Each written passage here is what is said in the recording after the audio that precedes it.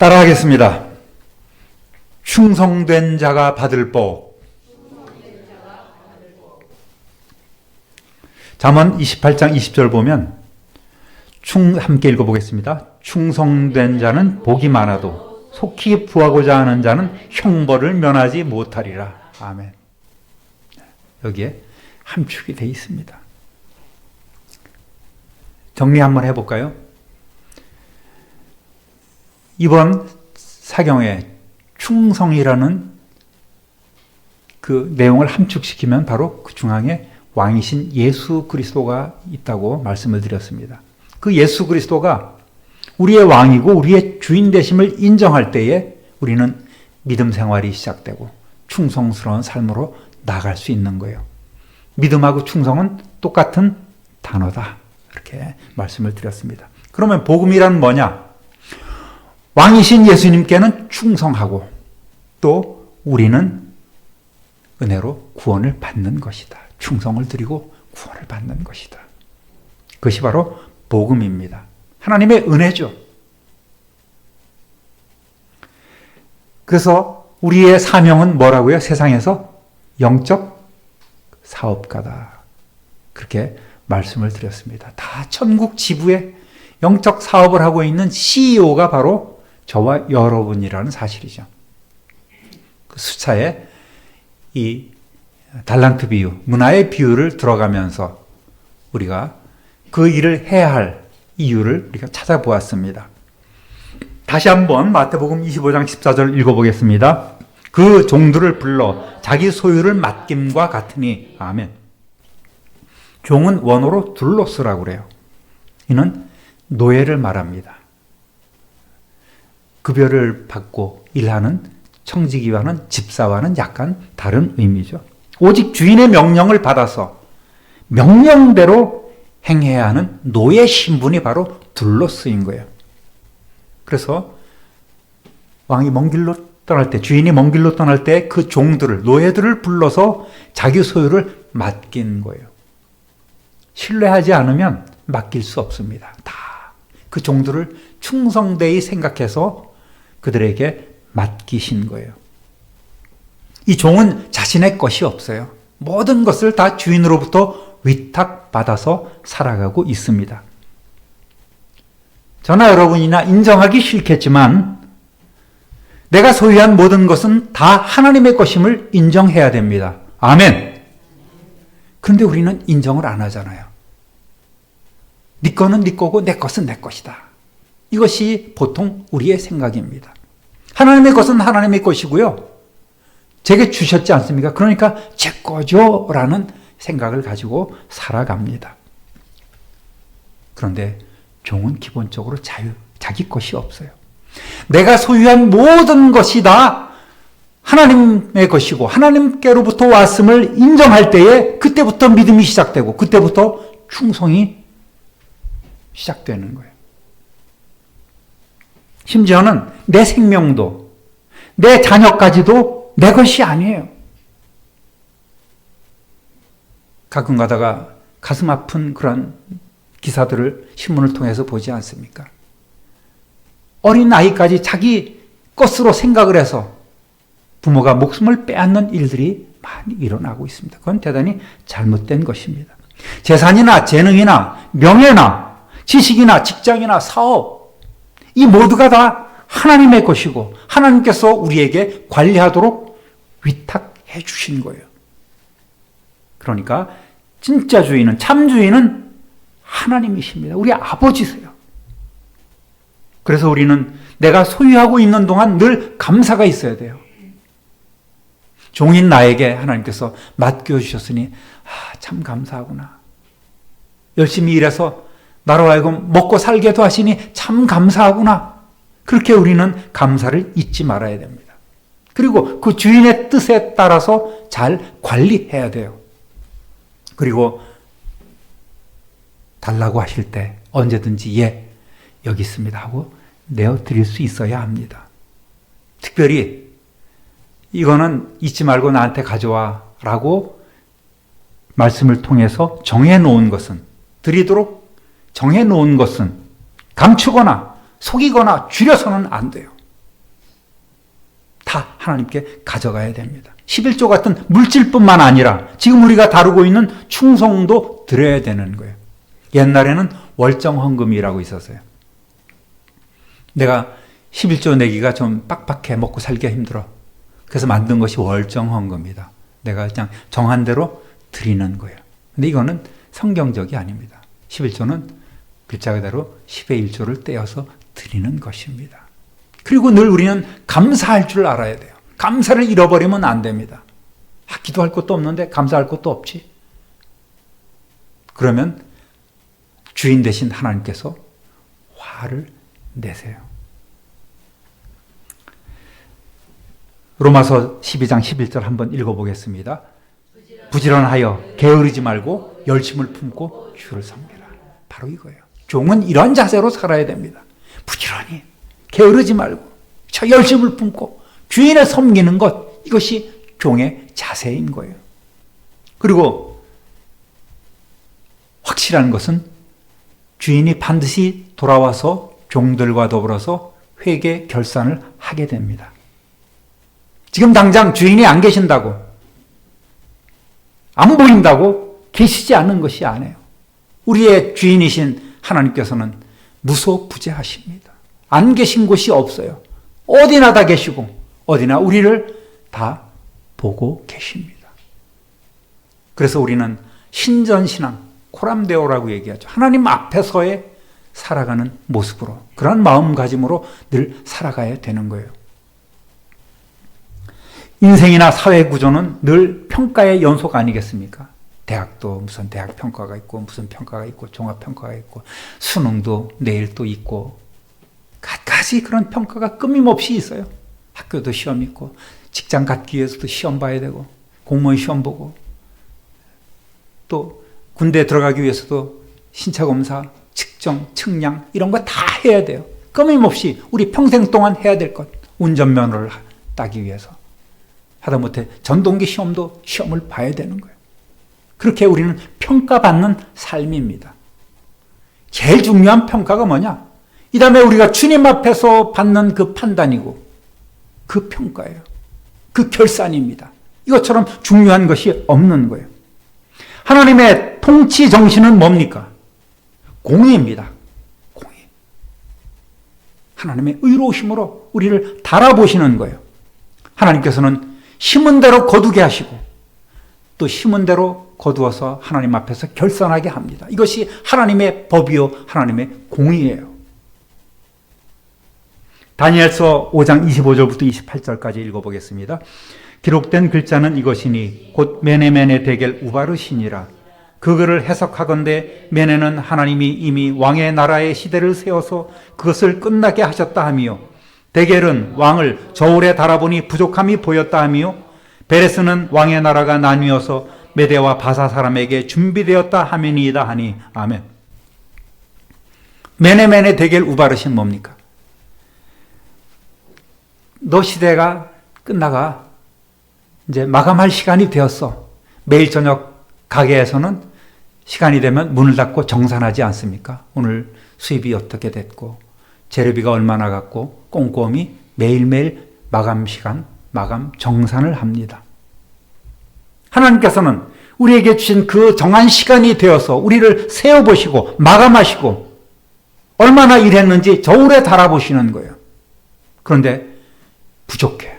함량 미달이야. 모자라. 그리고 이것을 평가에 반영하신다는 것입니다. 그 결과가 뭡니까? 이 바벨론 나라는 결국 왕의 나라가 쪼개져서 메대 바사 사람에게 준비된다. 그렇게 뺏긴다. 멸망당한다. 그날 밤에 이 벨사살 왕이 죽지 않습니까? 이렇게 하나님의 평가는 냉정하고 엄격합니다. 공의롭습니다.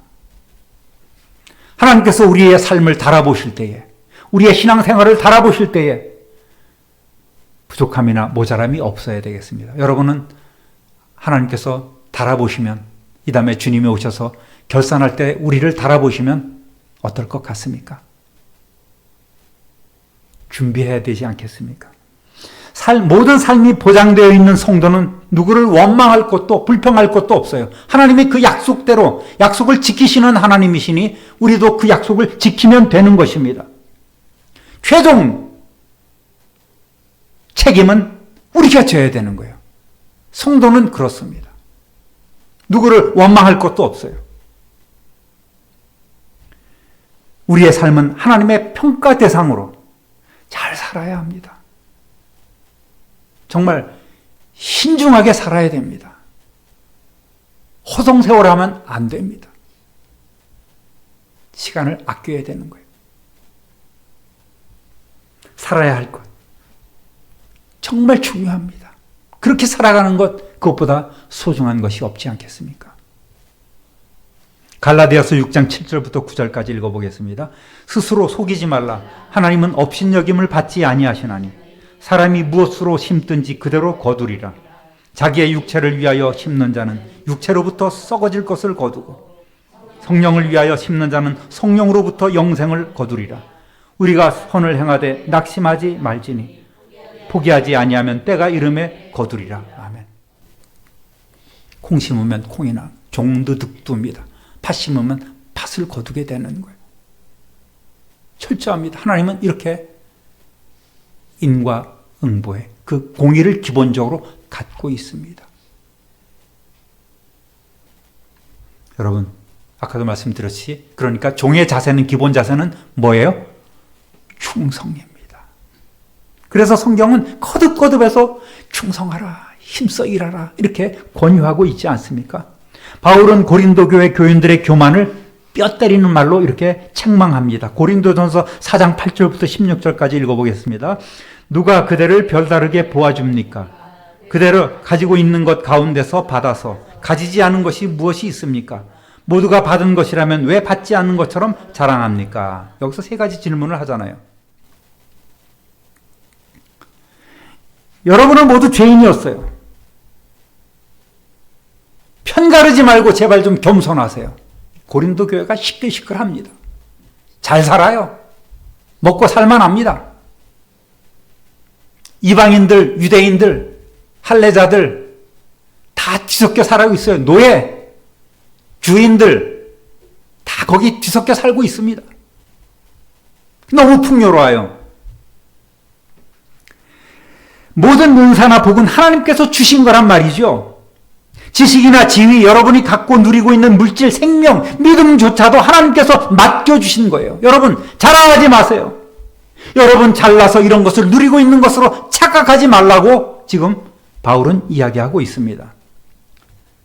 그 다음 읽어보겠습니다. 여러분은 벌써 배가 불렀습니다. 벌써 부자가 되었습니다. 우리를 제쳐놓고 왕이나 된 듯이 행세하였습니다. 여러분이 진정 왕이 되었으면 좋겠습니다. 그렇게 하여 우리도 여러분과 함께 왕노릇하게 되면 좋겠습니다. 살짝 비틀어서 얘기하고 있죠. 고린도 교회는 다윗이 개척한 교회예요. 많이 부흥했습니다. 바울은 다른 데 가서 지금 열심히 사역하고 있어요. 자꾸 들리는 소문이 안 좋은 거예요. 엉망진창인 겁니다.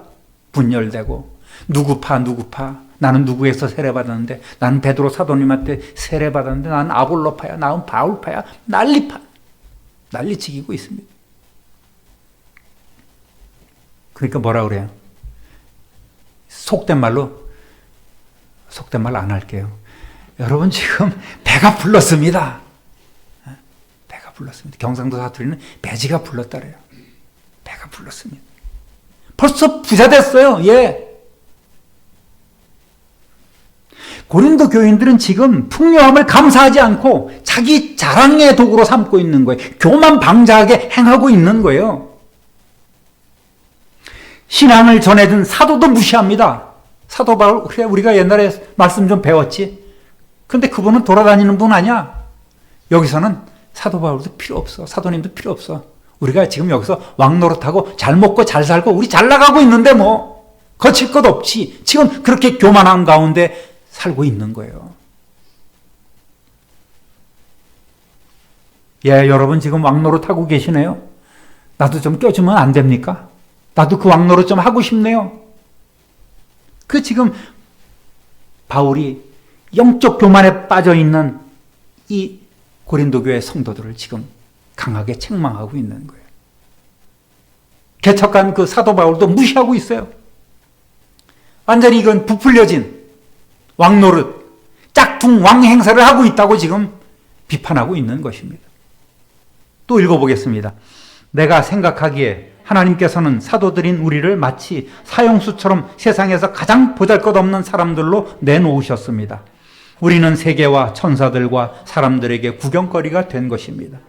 우리는 그리스도 때문에 어리석은 사람이 되었지만 여러분은 그리스도 안에서 지혜 있는 사람이 되었습니다. 우리는 약하나 여러분은 강합니다. 여러분은 영광을 누리고 있으나 우리는 천대를 받고 있습니다. 우리는 바로 이 시각까지도 줄이고 목마르고 헐벗고 얻어맞고 청처 없이 떠돌아다닙니다. 여러분이 왕노릇하고 여러분 지금 잘 나가고 있을 때 우리 전도자들은 이렇게 비참한 생활을 하고 있네요. 지금도 고난 가운데 일하고 있어요. 신체적으로 학대당하고 정신적으로 고통받고 있단 말입니다. 이 표현이 어떻습니까? 사형수 같다 그랬어요. 사람들에게 손가락질 받는 죽어 마땅할 놈. 온 세상 천사들 하다못해 사람들에게 구경거리가 된 그런 하찮은 그런 존재로 살아가고 있습니다. 여기서 내치고 저기서 쫓기고. 사도 바울을 죽이려 했던 그 근본 유대자들, 유대 교권자들이 얼마나 많았습니까? 끝까지 사도 바울 가는 데마다 방해하고 죽이려고 쫓아다니고 있어요. 그럼에도 불구하고 사도 바울은 그 복음을 놓지 않았던 거예요. 예수님이 지셨던 그 멸시 천대 십자가를 지금 자신들은 지고 가고 있다고 얘기하고 있습니다. 우리는 약해요. 여러분은 강합니다. 이 시각까지도 우리는 참 비참하게 살아가고 있습니다.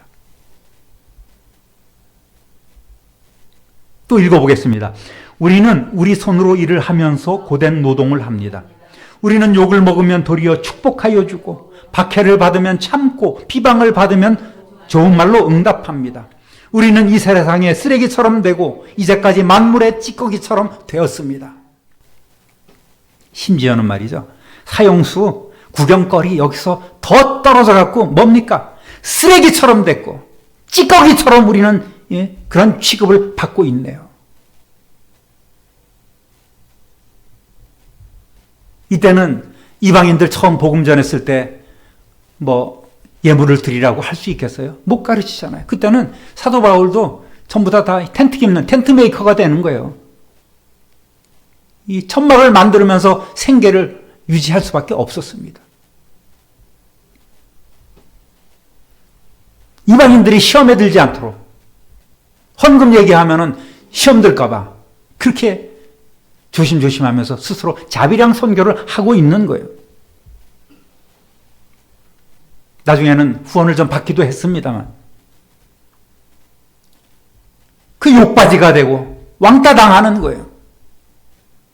뭐 우리 교회는 그렇지 않습니다만은 가끔씩 이 사모님들 얘기 하소연을 들어보면 참 모든 욕받이가 사모가 받는구나. 목사가 받을 욕도 사모가 받고 예수님이 받을 욕도 사모가 받고 뭐든지 다 잘못된 그렇게 이 스트레스를 많이 받는 것 같아요.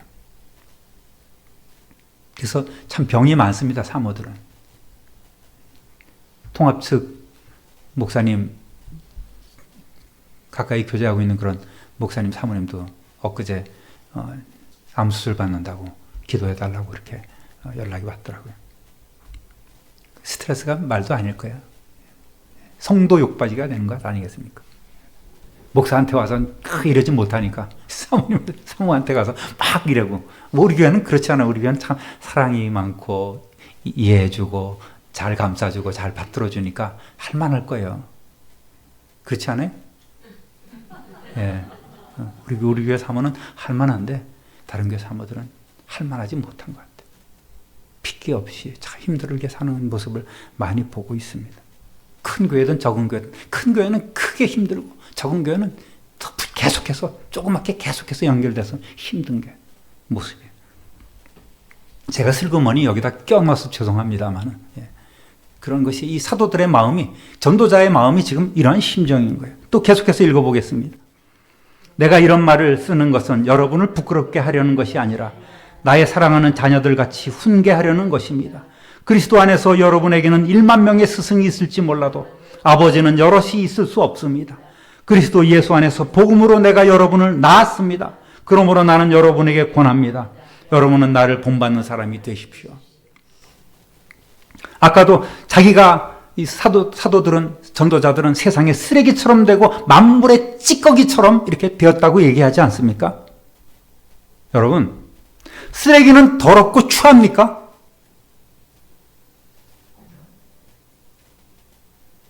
더럽고 추합니까? 쓰레기가 어디서 나왔어요? 자기 자신을 희생한 부산물이에요. 가만히 생각해 보니까. 내 더러움을 씻어준, 내 오물을 닦아주는 그런 고마운 존재가 바로 그 쓰레기란 말이죠. 걸레라고 손가락질 그러는데 걸레 같은 인생이 아니에요. 희생하는 인생입니다.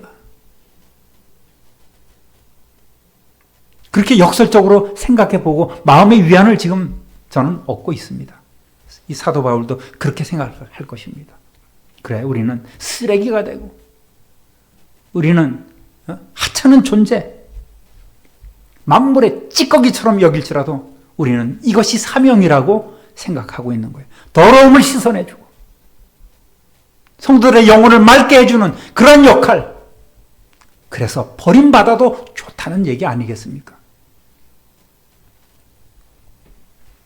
여러분, 이 사도 바울은 이제 그 말투를 바꿔서 진실로 그들에게 권하고 있습니다. 여러분은 내가 복음으로 낳은 자식들입니다. 이방인들에게 복음을 전하고 그들에게 세례를 베풀고 그들이 예수 그리스도를 알고 신앙생활을 할 수 있도록 그렇게 그들의 영적 아버지라고 자기를 이야기하고 있는 거예요. 내가 여러분을 낳았다고까지 표현하고 있습니다. 여러분, 그 교만한 삶 버리고 우쭐거리는 그 자랑들 다 버리고 나를 본받으시기 바랍니다. 세상은 나를 쓰레기로 여길지라도 만물의 그 쓸데기 없는 그런 오물처럼 여길지라도 그것이 하나님 앞에는 소중한 것임을 알고 나를 본받으십시오. 더 겸손하십시오. 더 낮아지십시오. 이웃을 돌아보십시오. 그렇게 권하고 있는 거예요. 사랑으로 지금 마무리 짓고 있지 않습니까? 여러분, 충성은 지금부터 해야 되는 거예요. 여러분이 갖고 있는 그 무엇, 그것이 하나님이 주신 선물, 은사, 기프트, 선물이란 말이에요. 그 여러분 것이 아니라 선물을 받았으니 선물을 잘 활용해야 할 줄 압니다. 그 은사를 활용해서 하나님을 기쁘시게 하는 삶을 살아가는 거예요. 충성은 지금 이 시간부터 해야 됩니다. 마태복음 25장 16절 읽어보겠습니다. 5 달란트 받은 자는 바로 가서 그것으로 장사하여 또 5 달란트를 남기고 바로 가서 그것을 가지고 장사하는 거예요. 바로 가서 복음을 전하고 바로 가서 주님의 일을 하고 감당하는 것, 이것이 하나님의 뜻입니다. 주인의 뜻이에요. 여러분, 믿음하고 충성은 똑같은 말이라고 그랬죠. 믿음은 충성으로 나타나야 돼요. 같은 단어예요. 한 대문인데 들어가서 믿음으로 들어가서 충성으로 나오는 것입니다. 구약에서도 이 충성을 어떤 상황에서도 흔들리지 않는 믿음이라고 표현하고 있어요. 따라합니다. 믿음은 곧 충성이다. 믿음은 충성이에요. 믿음을 충성으로 읽어볼 때 성경의 의미가 굉장히 풍성해지고 잘 전달됩니다. 로마서 1장 17절 시작. 복음에는 하나님의 의가 나타나서 믿음으로 충성에 이르게 하나니 기록된 바 오직 의인은 충성으로 말미암아 살리라 함과 같으니라. 아멘. 똑같은 단어예요. 새롭지 않습니까? 의인은 믿음으로, 마음속에 어떤 그 믿음, 그것이 아니라 충성으로, 믿음이 밖으로 외적으로 드러난 이 충성으로 살아가는 거예요. 누가? 의인은 그렇게 살아가야 되는 거예요. 디모데전서 6장 12절 읽어보겠습니다. 충성에 선한 싸움을 싸우라. 영생을 취하라. 이를 위하여 네가 부르심을 받았고 많은 증인 앞에서 선한 증언을 하였도다. 아멘. 믿음을 충성으로 바꿔보는 거예요. 많이 있지 않습니까? 믿음이라는 단어가 얼마나 많이 나옵니까? 물론 뭐 뒤에 문장을 볼 때 딱 맞지 않는 것도 있을 거예요. 그러나 대부분에 다 그렇게 믿음은 충성으로 바꿀 수 있어요. 그래서 충성스러운 그 선한 싸움을 싸우라고 지금 권하고 있는 거예요. 그래서 영생을 취하라는 것입니다. 이를 위해서 우리가 부르심을 받았어요. 하나님께서는 이것을 위해서, 선한 싸움을 위해서 저와 여러분을 부르시고 여러분을 군사로 세우신 거예요. 그렇게 훈련시키고 있는 것 아니겠습니까? 어떤 신자들은 그들이 가지고 있는 그 재능을 마치 고린도 교회 신자들처럼 자기 것으로 생각하고 개인적인 즐거움이나 사적인 그런 약속을 위해서, 사생활을 위해서 열심히 쓰고 있는데 주님을 위해서는 제대로 쓰지 않습니다. 겨우 남고 겨우 그 자투리만 가지고 주님 앞에 드리고자 합니다. 여러분, 시간을 내서 교회에 오는 게 아니에요. 시간을 드리는 것입니다. 성도님, 이번 주에 교회 와서 예배 드리십시다. 예, 한번 시간 내볼게요. 하나님 앞에 이런 망발이 어디 있습니까? 내 시간을 내서 생색내듯이 하나님 앞에 나와서 예배하는 게 아니에요. 마땅히 그 시간을 우리가 하나님 앞에 드리는 것입니다. 내 마음과 함께 몸을 드리는 거예요. 헌신이에요, 그것이. 착각하지 마시기 바랍니다.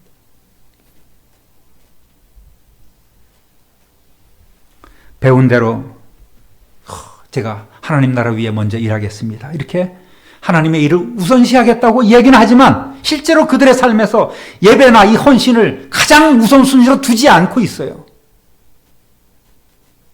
그리고 자기가 갖고 있는 것 자랑하기에 바쁩니다. 그것이 많은 이들의 모습이에요. 예수님의 신실한 제자가 되기 위해서는 모든 일에서 하나님의 나라의 일을 먼저 할 때에 우리의 필요를 아시고 우리를 보살펴 준다는 것을 우리는 먼저 믿어야 합니다. 먼저 그 나라와 의를 구하라. 다 귀에 닿도록 듣고 있어요. 그거 모르는 사람이 어디 있어요. 그런데 그렇게 살지 못하는 것이 우리의 현실 아니겠습니까? 회개해야 됩니다. 바꿔야 돼요. 그 웃음으로 얼버무리고 그래서는 안 됩니다. 여러분은 주님을 전적으로 여러분의 삶에서 왕으로 인정하고 계십니까? 주인으로 인정하고 계십니까?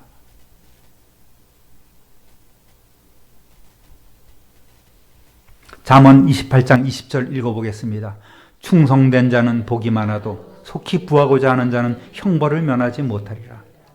충성하지 않으면 가진 것도 뺏긴다고 그랬어요. 마태복음 25장 28절 읽어보겠습니다. 그에게서 그 1달란트를 빼앗아 10달란트 가진 자에게 주라. 무릇 있는 자는 받아 풍족하게 되고 없는 자는 그 있는 것까지 뺏기리라. 이것이 하나님의 법칙이에요. 하나님의 결산 방법입니다. 그러면 우리가 어떠한 복을 받을까요? 따라하겠습니다. 현실에서 복을 받는다. 첫 번째, 땅을 차지하게 됩니다. 여호수아 14장 9절 읽어보겠습니다. 그날에 모세가 맹세하여 이르되 네가 내 하나님 여호와께 충성하였은즉 네 발로 밟는 땅은 영원히 너와 네 자손의 기업이 되리라 하였나이다. 아멘. 갈렙이 은퇴할 나이도 훨씬 지났죠. 85세에 그날에 여호와께서 말씀하신 이 산지를 내게 주소서 하면서 여호수아에게 청하고 있는 거예요. 헤브론 산지를 내게 달라는 것입니다. 아직 정복하지 못했어요. 거기는 아낙 자손들이 살고 있습니다. 그렇지만 내가 믿음으로 올라가서 내 나이 비록 85세지만 나에게는 아직 힘이 있습니다. 저 땅을 내가 쟁취하겠습니다. 저 땅을 내게 주십시오. 모세가 과거 여호수아와 갈렙에게 이러한 언약을 했지 않습니까?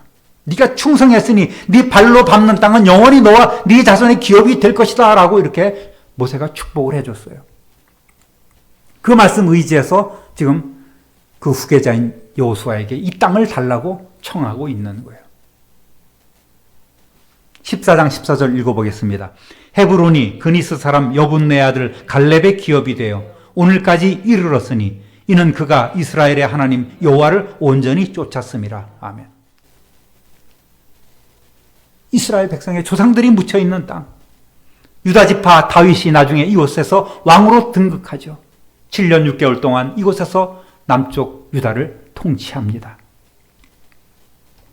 이런 복을 받게 되는 거예요. 따라합니다. 자손들도 복을 받게 된다.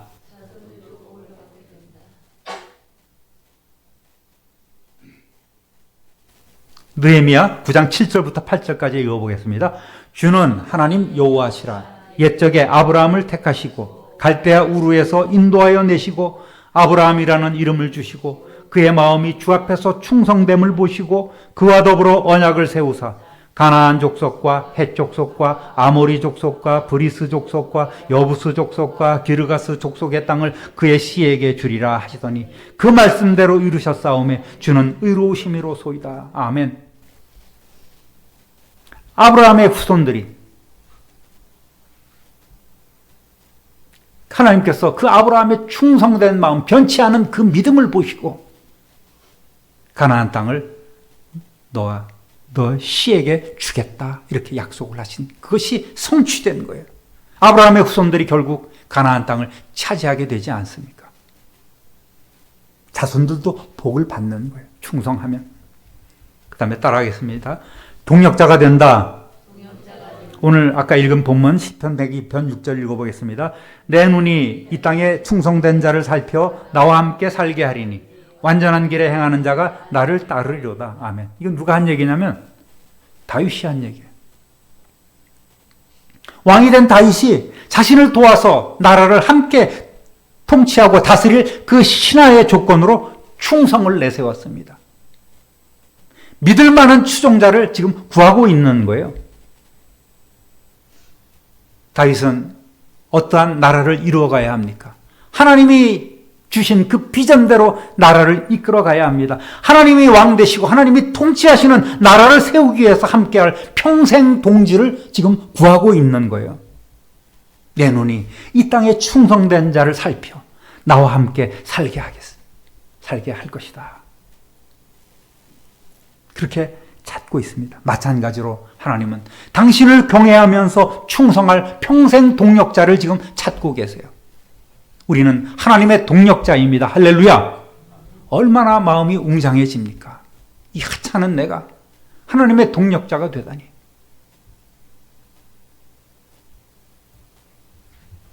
디모데전서 1장 12절 읽어보겠습니다. 나를 능하게 하신 그리스도 예수 우리 주께 내가 감사함은 나를 충성되이 여겨 내게 직분을 맡기심이니. 아멘. 사도 바울의 고백 아니겠습니까? 사도 바울은 사울 시절에 어땠어요? 아주 유대교에 푹 빠져갖고 믿는 사람들을 박해하고 탄압하고 잡아다 옥에 가두고 심지어는 그 스데반을 죽이는 일에 주도했던 일을 한 사람 아니겠습니까? 그런데 예수님은 그를 택하시고 그를 변화시킨 후에 그의 과거를 묻지 않으셨어요. 그의 중심을 보시고 성령의 능력을 주셔서 이방인의 사도로, 이방인의 전도를 위한 일꾼으로 세우셨단 말입니다. 그래서 사도 바울은 늘 하나님께 감사했다 그랬어요. 나를 능하게 하신 그리스도 예수 우리 주께 내가 감사합니다. 그런데 인간적으로 볼 때 그 사도 바울의 사역을 보면 감사할 것이 없는 것 같아요. 저는 목회가 만약에 그런 것이라면 저는 안 했을 것 같아요. 근데 선교사들은 그런 길을 가지 않습니까? 고린도후서 11장 23절 하반절부터 27절까지 함께 읽어보겠습니다. 내가 수고를 넘치도록 하고 옥에 갇히기도 더 많이 하고 매도 수없이 맞고 여러 번 죽을 뻔하였으니 유대인들에게 40에서 하나 감한매를 5번 맞았으며 3번 태장으로 맞고 1번 돌로 맞고 3번 파선하고 일주야를 깊은 바다에서 지냈으며 여러 번 여행하면서 강의 위험과 강도의 위험과 동족의 위험과 이방인의 위험과 시내의 위험과 광야의 위험과 바다의 위험과 거짓 형제 중의 위험을 당하고 또 수고하고 애쓰고 여러 번 자지 못하고 줄이며 목마르고 여러 번 굶고 춥고 헐벗었노라. 아까 고린도 교인에게 이야기했던 그 얘기하고 일맥상통하지 않습니까? 이런 비참한 지경에 살아가고 있는 거예요. 그것이 당시 전도자의 모습입니다. 비행기가 있어요. 자동차가 있어요. 탁 트인 도로가 있어요. 그 좁은 길. 터키에 가면은 그 사도 바울이 제일 처음 여행하면서 넘었던 그 산맥, 웅장한 산. 마가가 그거 보고 질겁하고 도망갔던 그 강도가 우글거리는 그 산맥을 보고 야 정말 고생 많이 했겠구나 하는 그런 생각이 저절로 드는 거죠. 그럼에도 사도 바울은 아직도 날마다 모든 교회를 위하여 염려하는 것으로 눌린다고 고백하고 있어요. 스트레스를 받고 있다고 고백하고 있어요.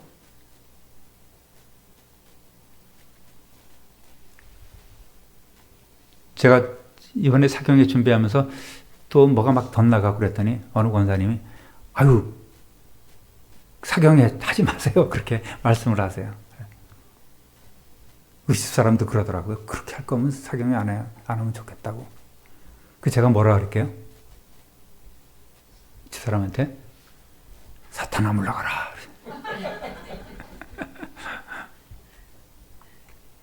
이 거룩한 부담이에요. 거룩한 스트레스예요.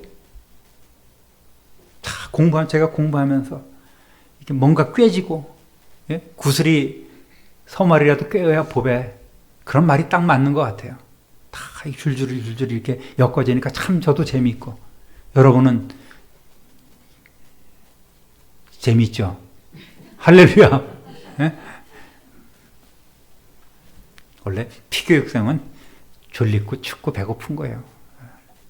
그러나 피교육생이라고 생각하지 마십시오. 동역자다. 전투에 나가기 위한 그런 이거를 배우지 않으면 우리는 현장에서 죽을 수밖에 없다. 그런 간절한 마음 갖고 말씀을 대하는 거예요. 사도 바울이 그랬잖아요. 날마다 이러한 고통 가운데서도 내가 교회를 생각할 때 나는 너무너무나 스트레스를 많이 받아. 너무너무나 내가 눌림이 있어. 그 결과가 뭔지 모르겠어요. 고린도후서 12장 7절 보면 몸에 가시 같은 병이 있었다는 거예요. 낫지도 않아요. 지병인 거예요. 고질병이 된 거예요. 만성병이에요. 어떤 사람은 이것을 안질이라고도 표현하고 간질이라고도 표현하고 있습니다만 어쨌든 자기 자신의 목숨을 노리는 그 태적자들, 이것도 하나의 원인이 될 수 있겠죠. 이것으로 인해서 늘 긴장 가운데 살아가면서 고통을 느끼고 있었단 말이에요. 그럼에도 불구하고 교회를 사랑하고 있다. 내가 이러한 악조건 속에 살면서도 나는 여러분을 한순간도 잊은 적이 없습니다. 이렇게 고백하고 있잖아요. 그래서 갈라디아 교회 성도들은 사도 바울을 볼 때마다 아유, 사도님 그 눈 어떻게 하면 좋아요? 제 것이라도 빼서 드렸으면 좋겠어요. 이런 말을 많이 했던 것 같아요.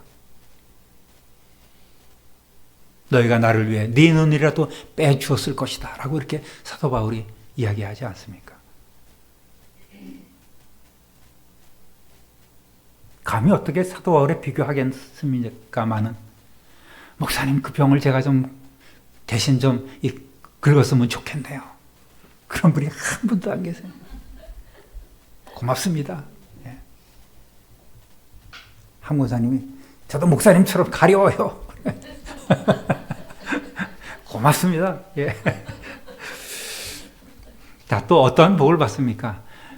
풍족하게 됩니다. 따라합니다. 풍족하게 됩니다. 마태복음 25장 28절. 그에게서 그 1달란트를 빼앗아 10달란트 가진 자에게 주라. 무릇 있는 자는 받아 풍족하게 되고 없는 자는 그 있는 것까지 빼앗기리라. 아멘. 열심히 충성하면 10달란트 받았는데요. 더 가져. 저놈 거 뺏어서 너 가져. 더 주시는 거예요. 보너스까지 챙겨줍니다. 쏠쏠하지 않습니까, 여러분? 그리고 인정받는 거예요. 로마서 14장 17절 18절 읽어보겠습니다. 하나님의 나라는 먹는 것과 마시는 것이 아니요 오직 성령 안에 있는 의와 평강과 희락이라.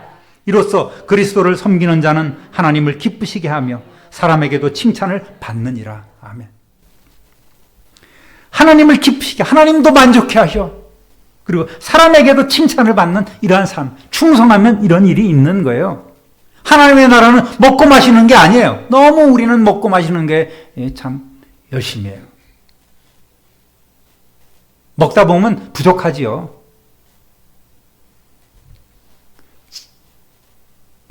주일날 드리는 그 돈, 그것이 부족할 때가 많습니다. 그래서 맨날 부족하다고 그러는 거예요. 근데 요즘 맨날 고기만 올라와. 너무 많이 드리는 것 같아요. 그죠? 다른 게 비교했더니 깜짝 놀라요. 여러분, 먹고 마시는 것이 하나님의 나라가 아니에요. 우리가 오찬을 나누면서 함께 천국 잔치를 우리가 즐기고 있지만, 미리 즐기고 있지만 그것이 진짜가 아니거든요. 뭐예요? 성령 안에 있는 의와 평강과 희락이라. 이런 은혜를 우리가 받는 거예요. 기쁨이 넘치고 또 주님이 주시는 그 에이레네, 그 샬롬의 은혜가 넘쳐나고 말이죠. 그 의가 넘쳐나는 이러한 공동체를 우리가 만들어가고 가꾸어 가는 거예요. 그런 충성을 할 때 우리는 그래서 하나님을 기쁘시게 하고 사람들에게도 칭찬받고 인정받는 삶을 살 수 있는 것입니다. 따라합니다. 더 큰 직분을 맡게 된다.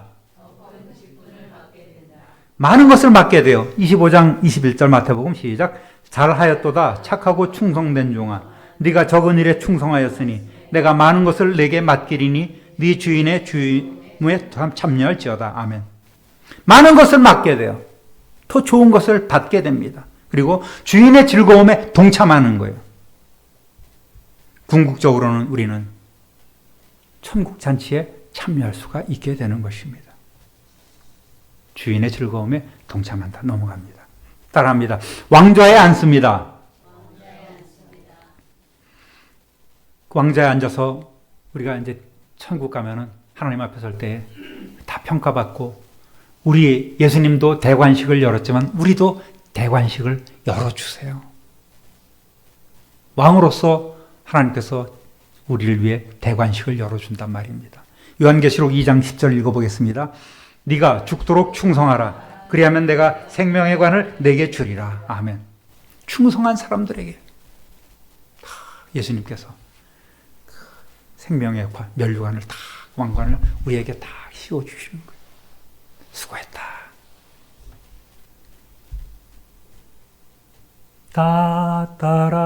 따라라라라. 여왕은 아니지만 이렇게 왕으로서 그 규를 받고 주님이 정해 주신 그 보좌에 앉게 되는 거예요. 보좌에 앉습니다. 마태복음 18장 28절 보겠습니다. 예수께서 이르시되 내가 진실로 너희에게 이르노니 세상이 새롭게 되어 인자가 자기 영광의 보좌에 앉을 때에 나를 따르는 너희도 12보좌에 앉아 이스라엘 12지파를 심판하리라. 아멘. 나를 따르는 너희도 12보좌에 앉을 것이다. 그래서 그 보좌는 대표되는 신약시대 성도로 대표되는 예수님의 제자들이라고도 보기도 하고, 24보좌가 있죠. 구약시대 12보좌, 신약시대 12보좌, 12지파, 12제자 그렇게 표현하기도 합니다만, 어쨌든 우리는 다 동일하게 너는 작은 의자 큰 의자가 아니에요. 다 우리를 위해서 이런 보좌가 예비되어 있는 거예요. 나를 따르는 12보좌에 앉아 이스라엘 12지파를 심판하게 될 것이다. 그리고 왕의 권세를 받습니다. 로마서 5장 17절 읽어보겠습니다. 한 사람의 범죄로 말미암아 사망이 그 한 사람을 통하여 왕노릇하였은즉 더욱 은혜와 의의 선물을 넘치게 받는 자들은 한 분 예수 그리스도를 통하여 생명 안에서 왕노릇하리로다. 아멘. 우리는 왕의 권세를 받아서 통치하게 되는 거예요. 주님과 더불어 통치하게 되는 거예요. 누가복음 19장 17절 읽어보겠습니다. 주인이 이르되 잘하였다 착한 종이여 네가 지극히 작은 것에 충성하였으니 10고을 권세를 차지하라 하고. 아멘. 너는 10고을, 너는 5고을 권세 차지하라. 이렇게 왕으로서 다스리는 권세를 차지합니다. 분봉왕이죠. 하나님 나라를 통치하는 예수 그리스도께서 왕으로 좌정하시고 우리는 또 그 아래에서 여러 고을들을 다스리는 분봉왕으로서 통치를 하게 되고 그 통치에 참여하게 된다는 말씀입니다. 따라합니다. 심판권을 받는다. 요한계시록 20장 4절 읽어보겠습니다. 또 내가 보좌들을 보니 거기에 앉은 자들이 있어 심판하는 권세를 받았더라. 또 내가 보니 예수를 증언함과 하나님의 말씀 때문에 목배임을 당한 자들의 영혼들과 또 짐승과 그의 우상에게 경배하지 아니하고 그들의 이마와 손에 그의 표를 받지 않은 자들이 살아서 그리스도와 더불어 1000년 동안 왕노릇하니. 아멘. 심판하는 권세를 받고 1000년 동안 왕노릇하게 되는. 주님이 오실 때 우리는 다 공중으로 들림받아서 혼인잔치를 하고 주님과 더불어 이 땅으로 내려와서 완전히 심판에 참여하게 됩니다. 철장 권세를 가지시고 오실 때 우리는 더불어 함께 와서 세상을 심판할 그런 놀라운 은혜를 우리가 받게 된다는 사실입니다. 그리고 또 어떠한 은혜가 있습니까? 영원히 살게 됩니다. 요한일서 2장 17절 읽어보겠습니다. 이 세상도 그 정욕도 지나가되 오직 하나님의 뜻을 행하는 자는 영원히 거하느니라. 아멘. 디모데전서 6장 12절 믿음의 선한 싸움을 싸우십시오. 영생을 얻으십시오. 하나님께서는 영생을 얻게 하시려고 그대를 부르셨고 또 그대는 망인 증인들 앞에서 훌륭하게 신앙을 고백하였습니다. 예, 세번역 성경으로 읽어보았습니다. 하나님께서는 우리가 영생을 얻도록 우리를 불러주셨어요. 하나님의 가장 큰 기쁨은 우리 모두가 영생으로 들어가는 줄 믿습니다. 할렐루야! 영생으로 들어가는 것이 하나님의 제일 큰 기쁨이란 말입니다. 여러분, 우리 모두가 예수님을 믿음으로 구원을 받고 하나님의 자녀요, 사업을 맡은 종이라는 동일한 신분을 갖게 되었습니다. 결론은 뭡니까? 주님이 다시 오실 때까지 우리의 삶 가운데서 우리 주님을 위해 무엇을 어떻게 했느냐에 따라서 주님의 평가대로 상급이 주어진다는 말입니다. 그때 부끄러움 당하지 말아야 되겠죠. 어떻게 우리가 누리고 살던 지금 동일한 영적 기업가가 되었지만 주님이 오시는 그 날 우리는 하나님 앞에서 반드시 결산하게 된다. 회개를 하게 된다. 회개가 아니라 회개를 하게 된다. 결산을 하게 된다는 거예요. 여러분, 여러분에게 주신 그 은사를 확인하시기를 주님의 이름으로 축원합니다.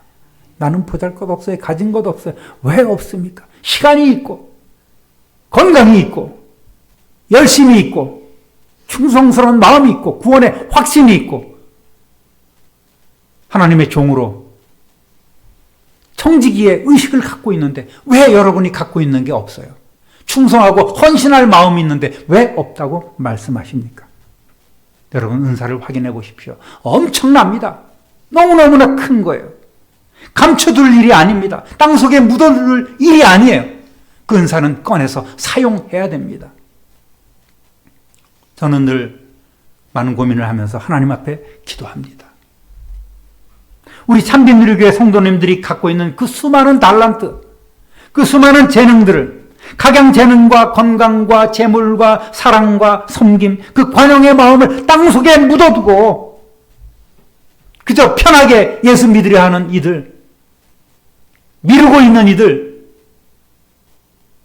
부지런하여 게으르지 말고 열심을 품고 주를 섬기라고 한 그 명령조차 자꾸만 미루고 외면하고 귀를 닫아버리는 그러한 일들이 있지 않도록 그저 편하게 예수 믿으려 하는 그러한 분들이 계실까봐 저는 늘 염려하는 거예요.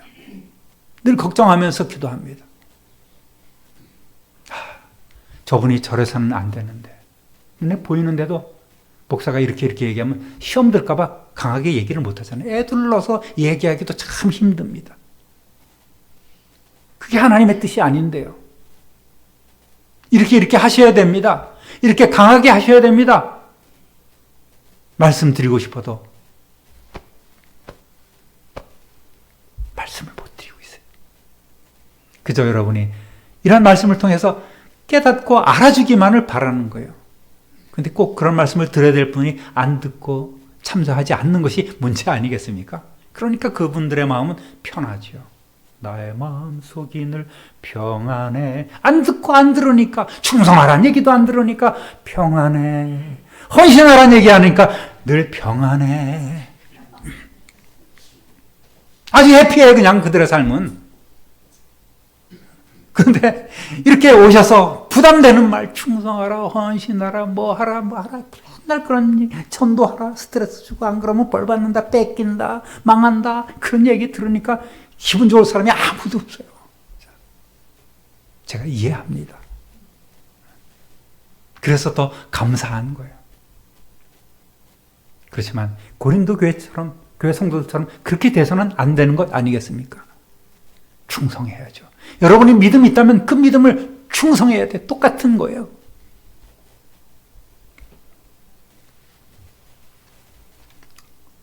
이따금씩 교회에서 일을 하다 보면 시험 들 때도 있어요. 인정합니다.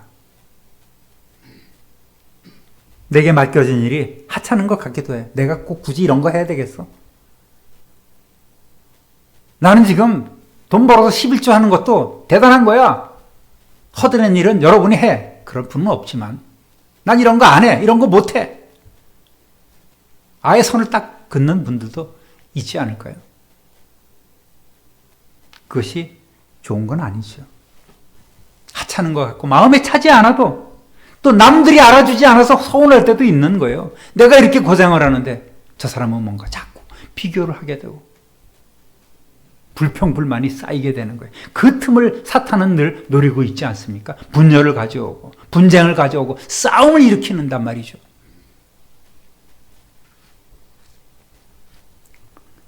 이럴 마음이 들면 주위 사람들에게 또 털어놓고 불평불만하고 원망하게 되는 거예요. 결국 시험 들고 맡겨주신 일조차 감당하지 못하고 그렇게 인공위성처럼 둥둥 떠다니는 사람도 있는 것입니다. 여러분, 이 마귀의 시험에 휘둘리는 존재가 돼서는 안 돼요. 예수님도 뭐든 예수님의 능력으로 그 마귀의 시험을 물리쳤습니까? 아니잖아요. 다 성경 말씀대로 물리쳤잖아요. 우리에게 이미 다 답이 주어져 있어요. 흔들리지 않는 그 말씀을 우리에게 주셨단 말입니다. 이 말씀대로 살아가면 되는 거예요. 흔들림이 없는 것입니다. 다른 사람 어찌하든지 우리는 주님의 용사가 되어야 합니다. 그러한 용사 되시기를 우리 주님의 이름으로 축원합니다. 사랑하는 우리 참된 노래 성도 여러분, 오늘 혹시 그런 서운하고 불편한 마음이 있으시다면 먼저 내게 일을 맡기신 주님을 생각하고 또 그 말씀대로 헌신했던 주의 종들, 사도들을 생각하고 일꾼들을 생각해 보십시오. 그리고 마음을 돌이키셨으면 좋겠습니다. 마음을 고쳐먹는 거예요. 다른 사람들 눈이나 평가를 의식하기보다는 오직 우리 구주 예수 그리스도, 왕 대신 예수 그리스도, 나의 주인이신 예수님의 뜻을 따르면서 최선을 다해서 더 충성하며 헌신하시는 기회로 삼으시기를 우리 구주 예수 그리스도의 이름으로 축원합니다. 축원합니다. 축원합니다.